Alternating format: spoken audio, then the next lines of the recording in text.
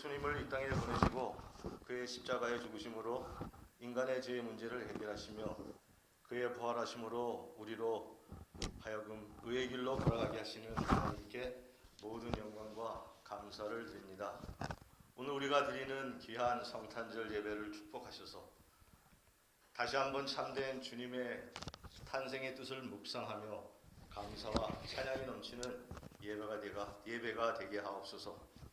오직 예수님만이 할 수 있는 영혼 구원이 얼마나 값지고 귀한 것인지 다시 깨닫는 시간이 되게 하시고 그 영혼 구원 때문에 십자가의 고통과 죽음을 품으신 예수님의 은혜와 하나님의 사랑 앞에 철저히 겸손해지는 예배가 되게 하옵소서. 그래서 우리의 삶이 말씀 안에서 함께 변화되며 믿음의 길을 끝까지 걸어가 하나님께 인정받는 우리 모두가 되게 하소서. 목사님께서 하나님 말씀을 전하실 때 축복하셔서 전해지는 말씀이 우리의 사고와 습관을 흔들며 우리의 삶을 변화시키는 힘있는 진리의 말씀으로 다가오게 하소서. 그리하여 하나님이 주시는 평강과 안식을 맛보는 삶이 되어가게 하시고 말씀 안에서 순종과 섬김의 삶이 이루어지게 하옵소서. 예상치 않았던 코로나와 여러 가지 일로 인해 우리의 신앙이 흔들리지 않게 하시고 지금까지 우리를 붙잡아 주시고 인도해 오신 그 하나님의 선하시고 인자심을 더욱 굳게 붙잡아 승리하는 우리가 되게 하옵소서. 하나님을 사랑하며 섬기는 우리에게 모든 것을 합력하여 선을 이루시는 귀한 하나님의 섭리와 주권을 경험하는 교회가 되게 하옵소서. 함께 예배드리고 있는 주일학교와 EM도 축복하셔서 예수님의 탄생을 참으로 기뻐하며 감사와 찬양을 함께 드리게 하시고 더욱더 하나님을 알아가며 성숙해져 가게 하옵소서. 하나님의 말씀이 전해지는 모든 곳에 하나님이 주시는 평강과 기쁨이 넘치게 하시고 오직 아버지의 살아계심과 영광이 드러나게 하옵소서. 예수님의 이름으로 기도합니다.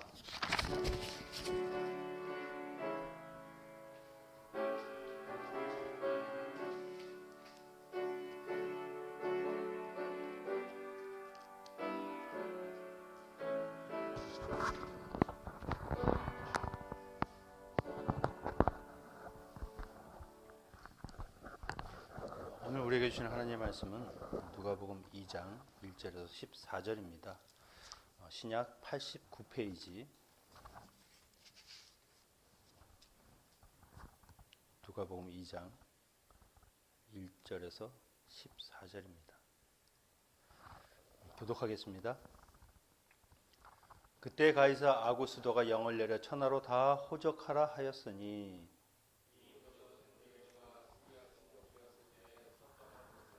모든 사람이 호적하러 각각 고향으로 돌아가매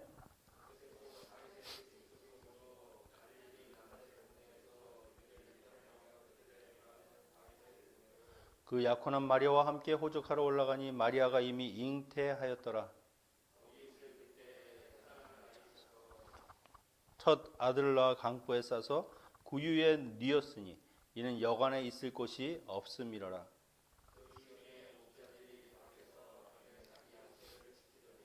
주의 사자가 곁에 서고 주의 영광이 그들을 두루 비춤에 크게 무서워하는지라.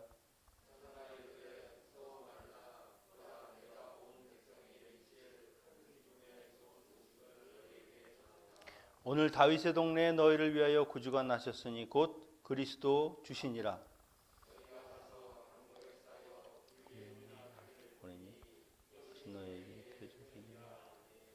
호련히 수많은 천군이 그 천사들과 함께 하나님을 찬송하여 이르되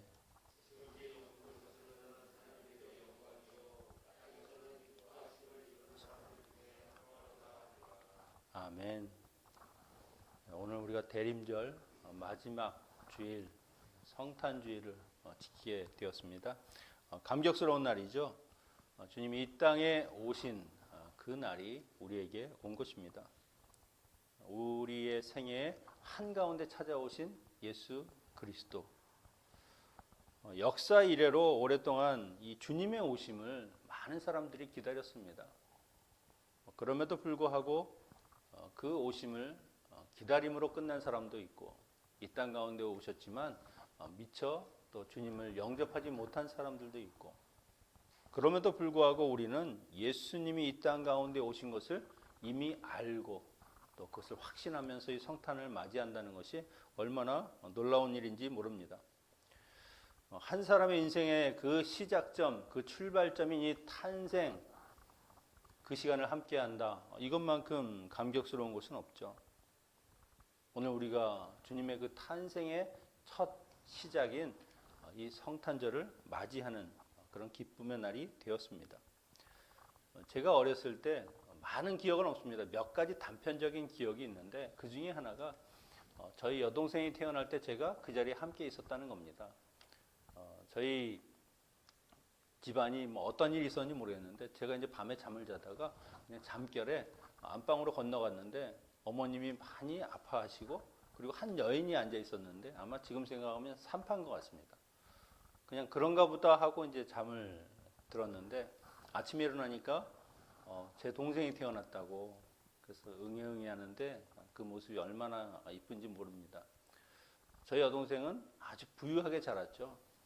그 당시에 옷을 맞춰 입을 정도로 저희는 그냥 뭐 얻어 입거나 빌려 입거나 아니면 형제가 셋이니까 대를 물려서 그냥 내려 앉는 겁니다. 이쁘니까 용서가 되고요. 저희들은 뭐 뭘 입어도 상관이 없으니까 그냥 그러려니 했었죠. 그래서 그 출생에 내가 같이 했다. 이것이 참 저의 기억에 그렇게 오래도록 남는 것을 봤습니다. 아마 여러분도 첫 아이가 태어날 때 그 기쁨을 아마 영원히 잊지 못하실 겁니다. 한 아이가 우리의 가정에 하나님의 선물로 주어졌다. 인생의 가장 기억에 남는 순간이겠죠. 오늘 본문도 예수 그리스도가 이 땅에 태어나는 날에 대해서 소개하고 있습니다. 아이가 태어나는 것은 경사스럽고 축복의 잔치가 열려야 되는 일임에도 불구하고 온 인류의 왕이신 메시아가 탄생한다고 하기에는 너무나 분위기가 조용합니다. 이것은 예수님의 탄생하시는 그 모습을 통해서 하나님이 우리에게 주시는 메시지가 있다는 것이죠. 그 탄생에 담긴 메시지가 무엇인가 하는 것을 저희가 함께 살펴보고자 합니다. 1절에 보면 그때에 가이사 아구스도가 영을 내려 천하로 다 호적하라 하였으니 당시에 이 가이사 아구스도가 로마의 황제로 온 세상의 중심에 서서 그 세상을 다스리는 그런 왕이었었습니다. 그래서 이 베들레헴도 그가 통치하는 그 통치권 안에 있었던 것이죠. 그가 천하에 다 호적하라. 이런 일들은 보통 14년마다 한 번씩 그래서 이 호적하는 걸 통해서 다른 것이 아닙니다. 행정을 정리하고 그리고 그들에게 더 많은 세금을 걷어들이기 위해서 하는 거죠. 자기의 이익을 위해서 하는 겁니다. 그런데 이 일이 예수님의 탄생의 서곡에 늘 등장한다는 것이죠. 왜냐하면 이 호적은 자기가 태어난 곳에서 해야 되는 겁니다. 나사렛에서 요셉과 마리아가 그 고향인 베들레헴에서 자기가 호적하기 위해서 옮겨가야 했던 것이죠. 그러니 예수님이 이 베들레헴에서 태어났다 하는 것이 가이사 아구스도가 호적을 하라고 명했기 때문에 생긴 일이라는 겁니다. 그 자신은 하나님의 뜻과는 아무런 상관없습니다. 그냥 자기의 유익을 위해서 그냥 그 나라의 번영을 위해서 한 일입니다. 그러나 하나님께서는 그 인간의 이기심으로 하는 일을 통해서도 하나님의 일을 하시더라. 하나님의 뜻과 섭리를 이루어 가시더라 하시는 거죠. 700년 전에 미가 선지자가 이렇게 예언을 했습니다.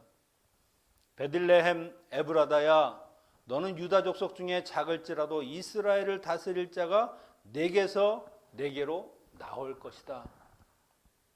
무슨 말입니까?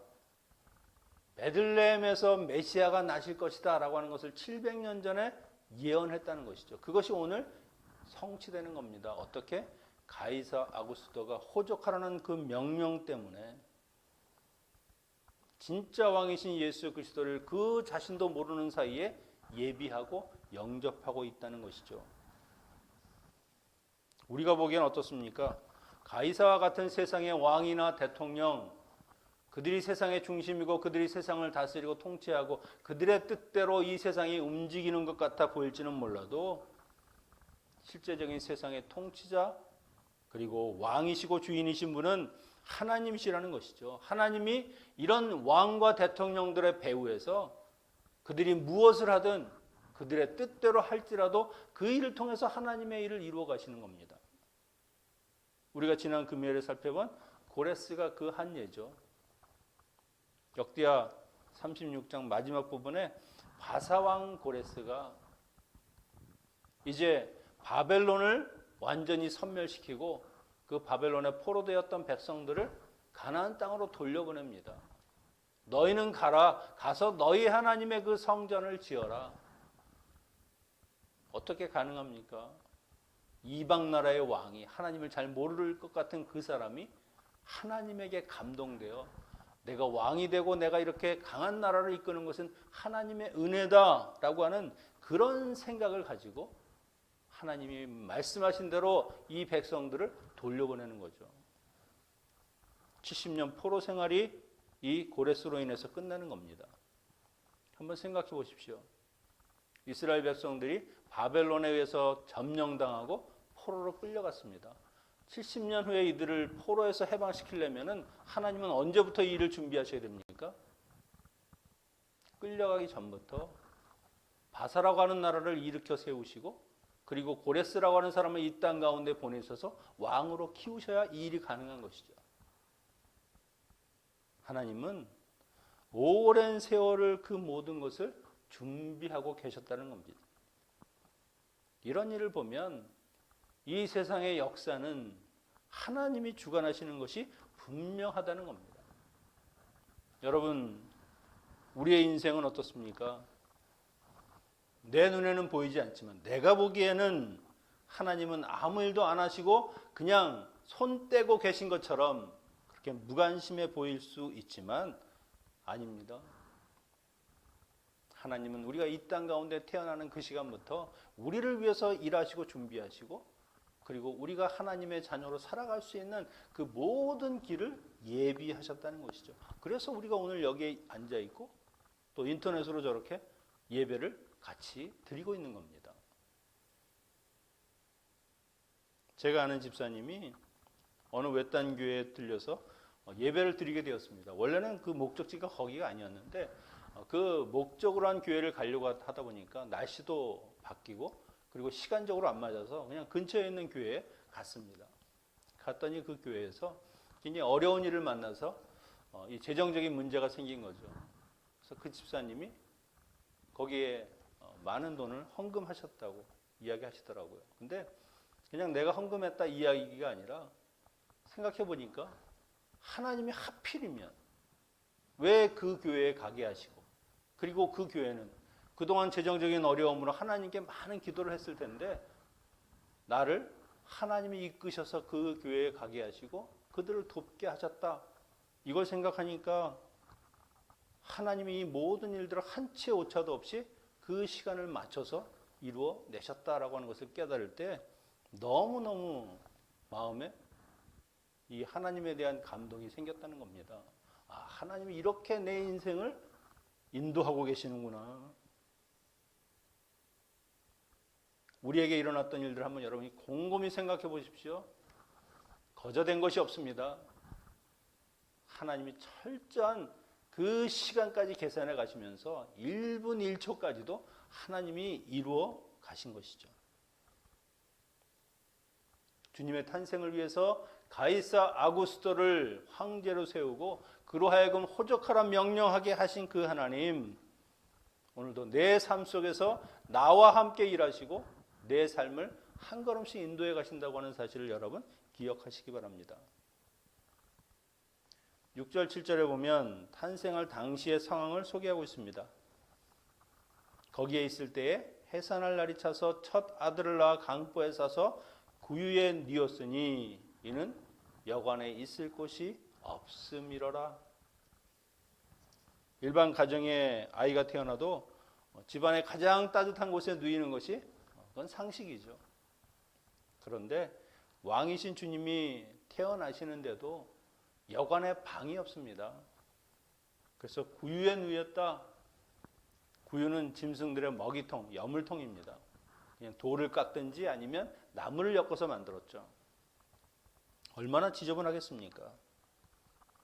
그런데 주님이 여기에 태어나셨다고 하는 것은 굉장히 특별한 의미가 있습니다.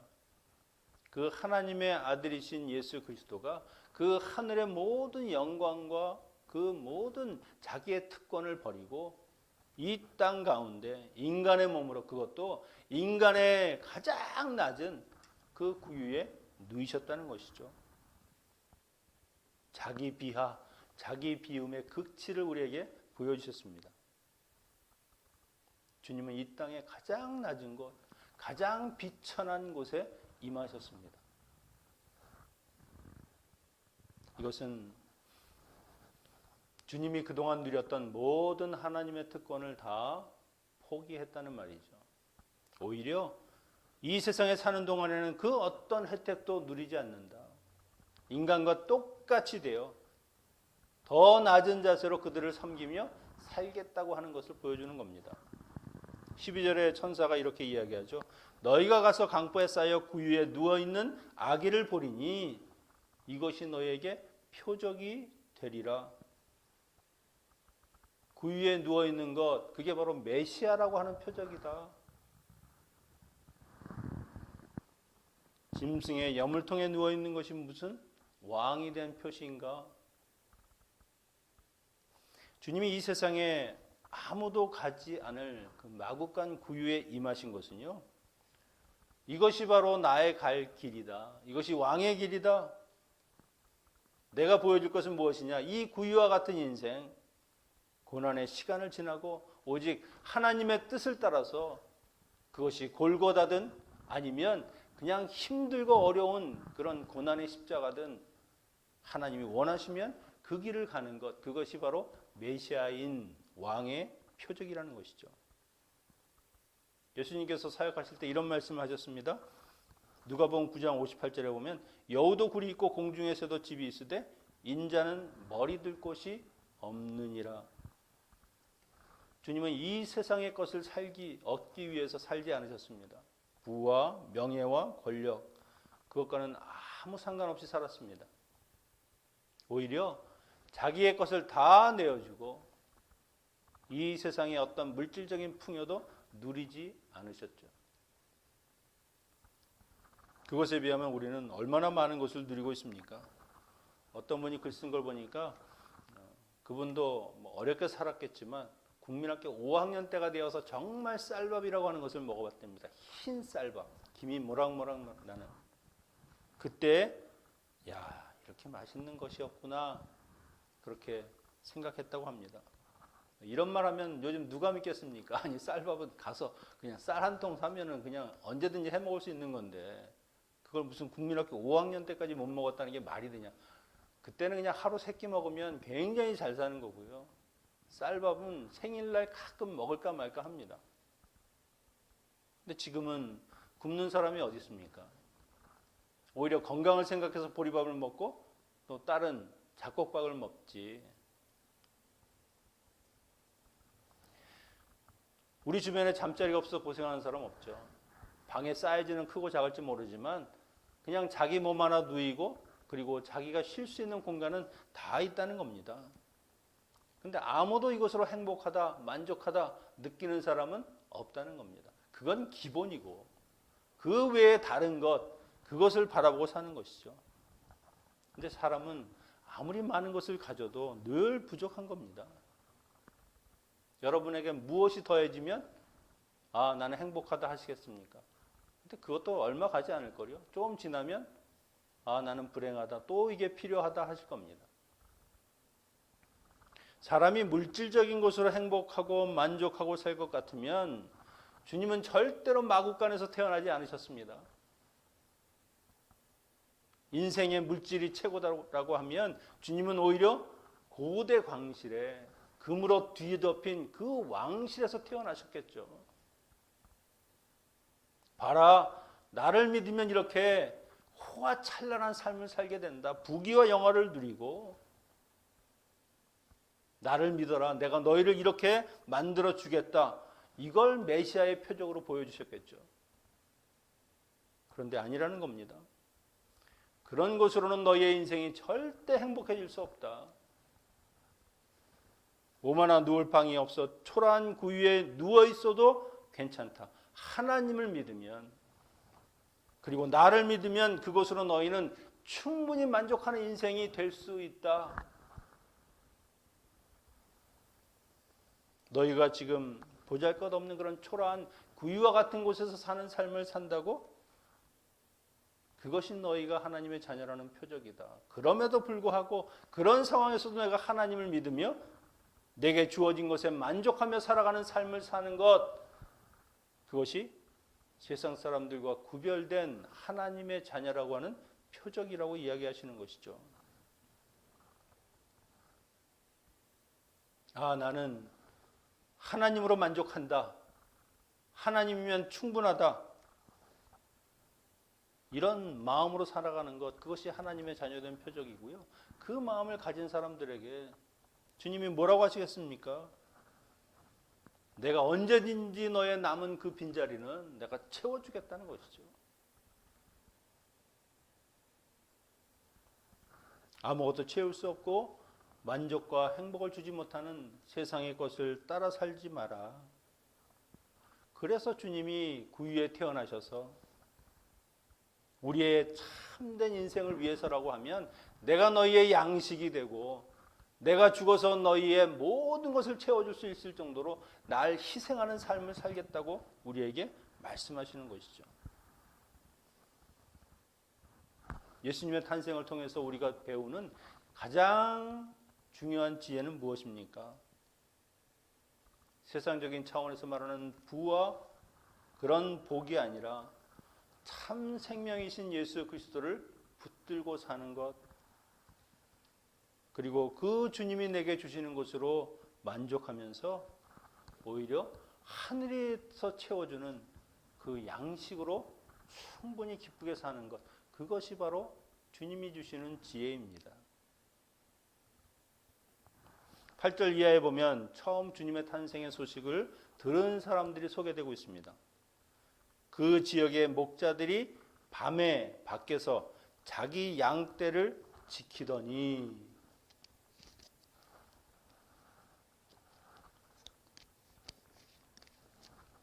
예수님의 탄생의 소식을 처음 들은 사람들은요, 성전에서 하나님을 열심히 섬기고 봉사했던 제사장들이 아니었습니다. 예루살렘에서 하나님에 대해서 더 깊이 연구했던 그런 신학자도 아니었습니다. 그냥 베들레헴의 빈들에서 밤이 늦도록 자신에게 맡겨진 양들을 성실하게 지키고 있던 그 목자들이 예수님의 첫 탄생 소식을 들었습니다. 여러분, 목자는요 굉장히 힘들고 어려운 직업입니다. 당시에는 모두가 기피하는 그런 직업이었죠. 짐승들과 싸우면서 양들을 지켜야 하는 그런 위험도 있고, 그리고 늘 바빠서 이 종교적인 그런 행사에도 참여할 수가 없을 정도로 그렇게 힘들었다는 겁니다. 그래서 오죽하면 자신이 돌보는 양들보다 하찮은 대접을 받았던 사람들이라고 이야기할 정도입니다. 그러니 자연히 힘이 없고 돈 없는 가난한 사람들이 이 목자의 일을 맡게 되는 것이죠. 그런데 주님이 이 땅에 목자로 오셨죠. 아무도 그 원치 않는 그 잡을 오직 자신의 천직으로 하셨고요. 그리고 그 양들을 위해서 자기의 목숨까지 내어주는 그런 삶을 사셨습니다. 그것뿐입니까? 보라, 세상 죄를 지고 가는 하나님의 어린 양이다 라고 하는 말씀을 들을 정도로 그 하나님의 어린 양으로 모든 인간의 대속 제물이 되시는 삶을 살았죠. 목자들에게 이 기쁨의 소식이 가장 먼저 전해지는 것은 그런 의미도 담겨 있습니다. 그리고 오늘 이들에게 들려지는 말이 무엇입니까? 오늘 내가 사는 동네에 구주가 나실 것이다. 하나님의 기준, 하나님의 관심은 늘 낮은 사람들, 가난한 사람들, 헐벗고 굶주린 사람들에게 있다는 것이죠. 목자들처럼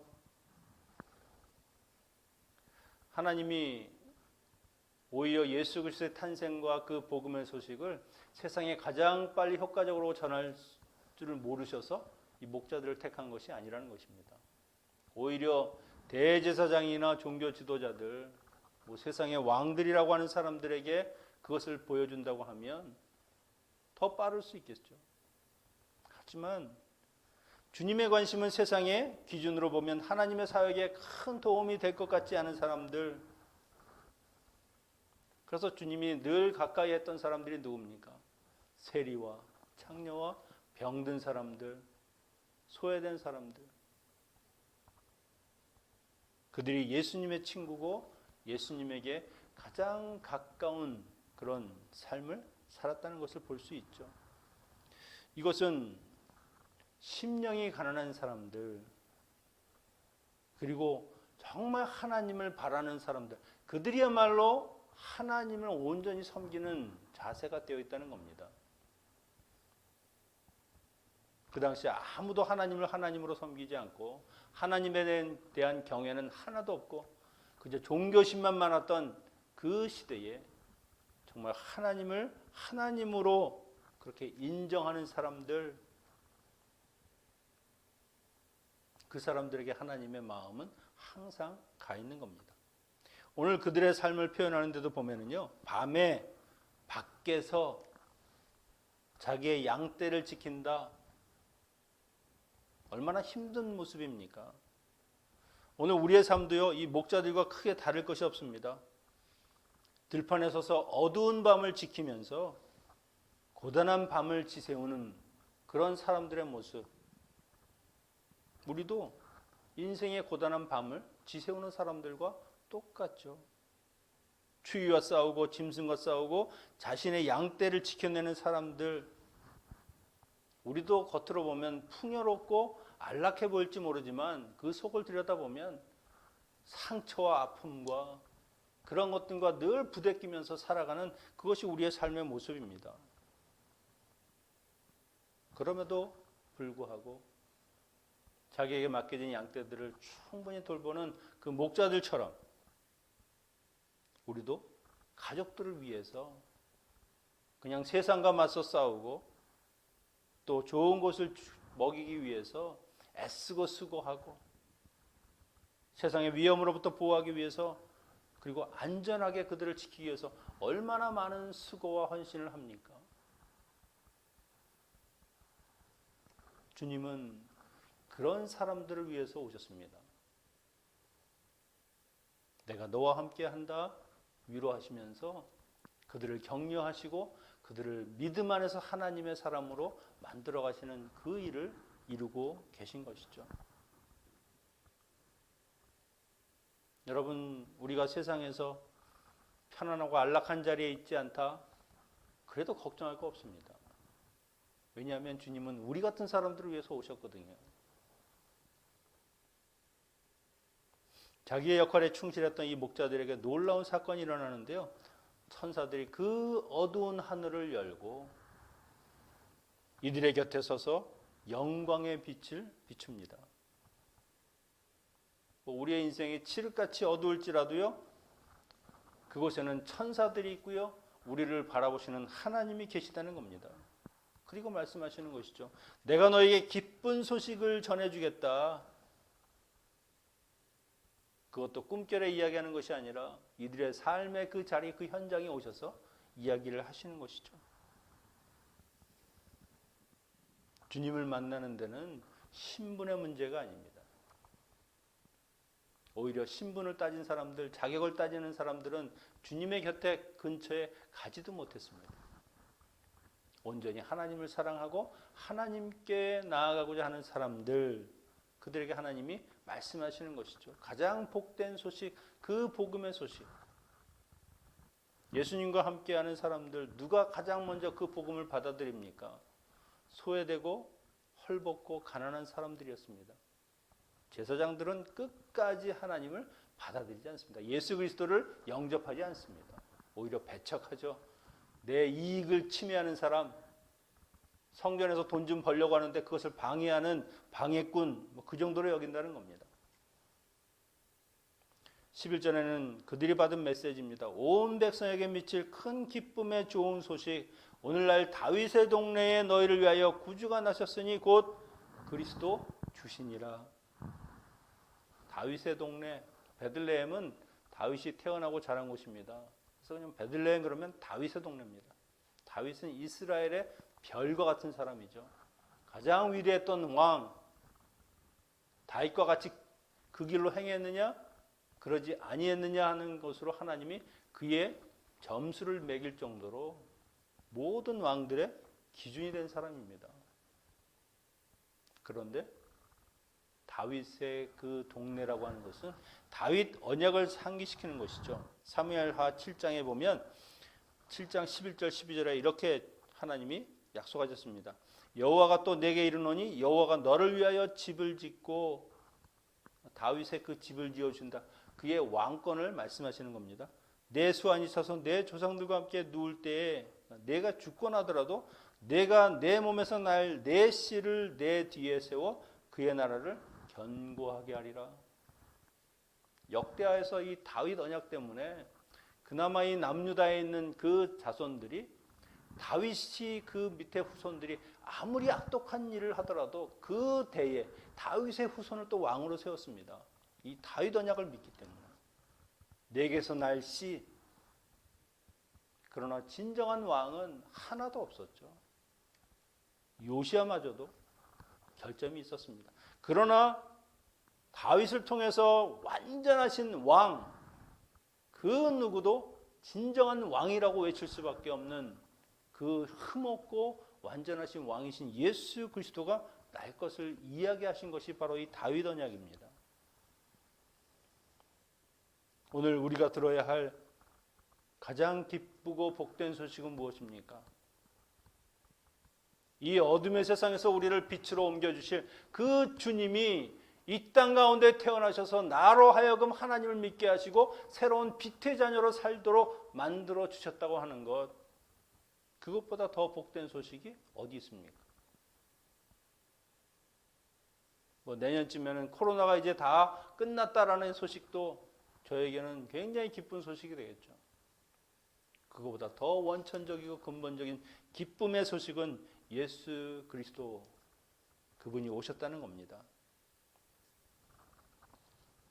목자와 파수꾼의 공통점은 아침을 기다리는 사람들입니다. 그들은 아침이 오기만을 기다립니다. 아침이 오면 이 모든 이 직무에서 이제 벗어나게 되고 쉼을 얻는 것이죠. 안식을 얻는 겁니다. 과연 이 어둠과 이 추위와 이 코로나의 한파가 지나갈 것인가? 우리에게 아침은 올 것인가? 오지요. 온 시간을 기다렸던 예수 그리스도 이 땅 가운데 하나님이 보내주셨는데 반드시 우리에게 희망의 날들은 찾아올 거라는 겁니다.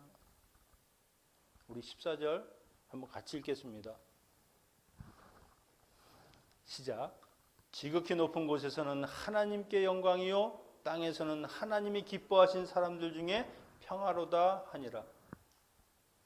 주님을 통해서 구원받은 우리 모두가 하나님께 영광을 돌리게 되면 그 지극히 높은 곳에 계신 그 하나님이 모든 영광을 받으시는 겁니다.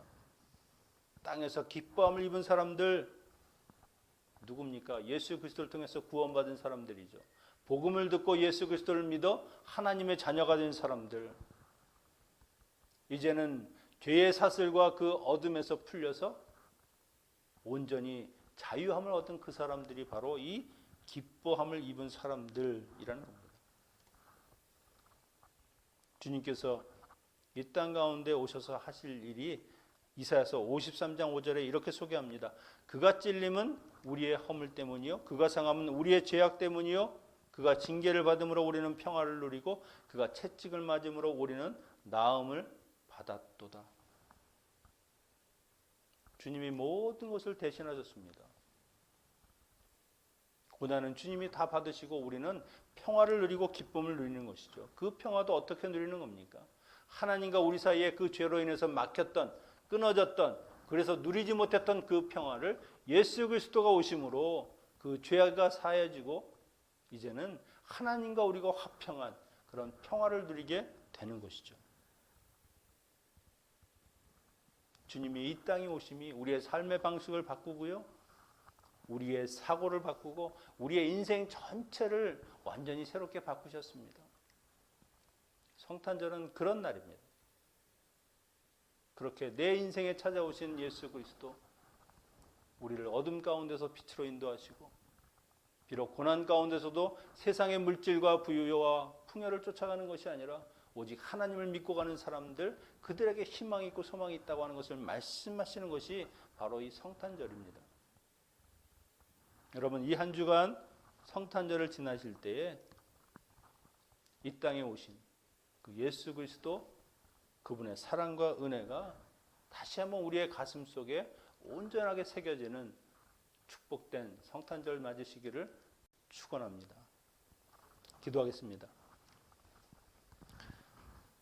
아버지 하나님, 우리를 위하여 이 땅 가운데 예수 그리스도를 보내주심을 감사를 드립니다.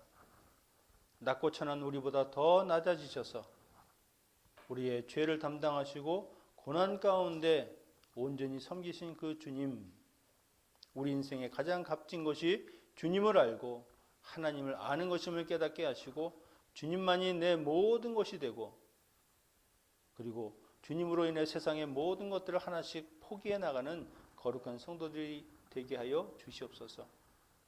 우리를 위해 이 땅에 오신 예수 그리스도 이름으로 기도하옵나이다. 아멘. 봉헌하시겠습니다.